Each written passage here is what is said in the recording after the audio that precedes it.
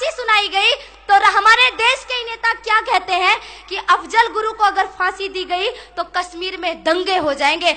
अफजल गुरु को फांसी नहीं होनी चाहिए क्योंकि उसकी एक पत्नी है, उसके 2 बच्चे हैं, उसकी एक माँ है। क्या उन लोगों के बच्चे नहीं थे जो दिल्ली में शहीद हो गए? क्या उनकी पत्नी नहीं थी जो दिल्ली में शहीद हो गए? क्या उनकी माँ, बहन या कि परिवार वाले नहीं थे जो दिल्ली में अपनी प्राणों की, शायद उन्होंने अपनी प्राणों की बाजी लगा के संसद भवन को बचाया नहीं होता ना, तो जो नेता आज सिफारिश करने के लिए बैठे ना, शायद वो जिंदा भी नहीं होते।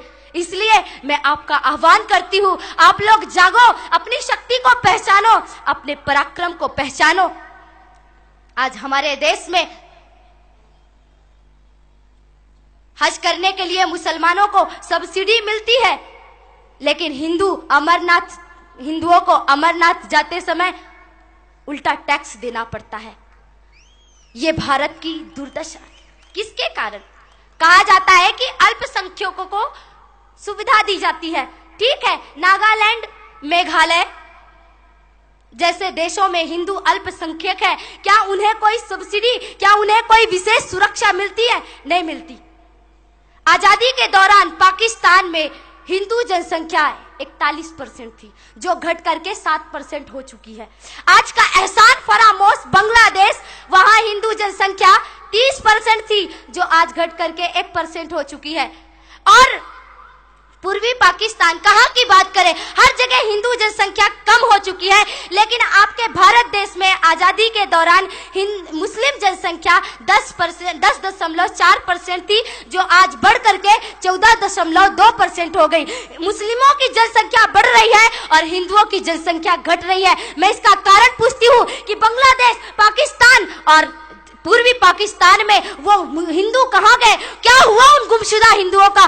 कहाँ चले गए वो लोग? मैं सवाल करना चाहती हूँ भारत देश की सरकार से कि क्या हुआ उन हिंदुओं का? क्या उनका कोई रक्षक है? क्या उनको कोई विशेष सुविधा वहां या यहाँ मिलती है जैसा कि इस देश में मुसलमानों को मिलती है? क्या हिंदुओं का कोई मानवाधिकार है इस भारत देश में जैसा कि उनको मानवाधिकार दिया जाता है?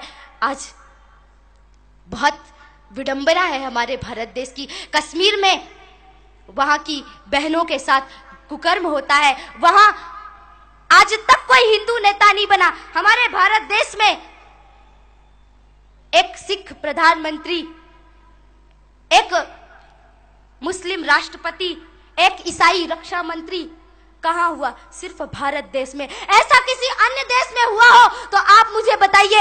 ऐसी व्यवस्था सिर्फ भारत की ही हो सकती है। और हमें इस बात का गर्व भी है क्योंकि विवेकानंद जी कहते थे कि हिंदू कोई धर्म नहीं, हिंदू तो एक उत्तम जीवन जीने की कला है। हिंदुत्व पे हमें गर्व है और ये हिंदुत्व, ये भारत भूमि, ये पवित्र भूमि, हमें इसका गर्व है। हमारे भारत देश में जब भी जयकारा लगाया तो ये नहीं कहा भारत का कल्याण हो, विश्व का कल्याण हो, सर्वे भवन्तु सुखिनः के भावों से हमारे हृदय भरे रहते हैं। लेकिन आज दुर्भाग्य है, हमारा अंतरिक्ष, हमारा गगन, हमारी वसुंधरा, हमारा धर्म, हमारा कुटुंब, हमारा आंगन, हमारा परिवार, गली चौबारा, सब कुछ प्रदूषित हो चुका है। भौतिकवाद की ऐसी आंधी चली कि आज का युवा वर्ग शराब की बोतलों में सुख व शांति ढूंढने लगा। आसमान को छूती हुई अट्टालिकाएं, हमको लगता है शांति वही है, सुख है वही है, और हम बढ़ चले अपनी अध्यात्म की कला को छोड़ करके भौतिकवाद की बयार में ऐसे खो गए कि किसी का पता नहीं रहा। लेकिन आज आपको आवाज बुलंद करनी होगी और आज आपको कहना होगा कि दूध मांगोगे तो खीर देंगे, कश्मीर मांगोगे तो चीर देंगे। आज आपको मेरी आवाज के साथ आवाज मिलानी पड़ेगी। आज आपको कहना पड़ेगा। लोग हमें डराते हैं, हमें धमकाते हैं, लेकिन आज मैंने कहा ना, हम 100 करोड़ हैं, 1 लाख हमलों से भी नहीं मरेंगे अगर हम एकत्रित हो गए तो। इसलिए बताना है आज उस सभी को कि हम डरते नहीं अणुबम्बों से, विस्फोटक जलपोतों से, हम डरते हैं ताशकंद शिमला जैसे समझौतों से। सियार भेड़िए से डर सकती, सिंगों की औलाद नहीं। भरत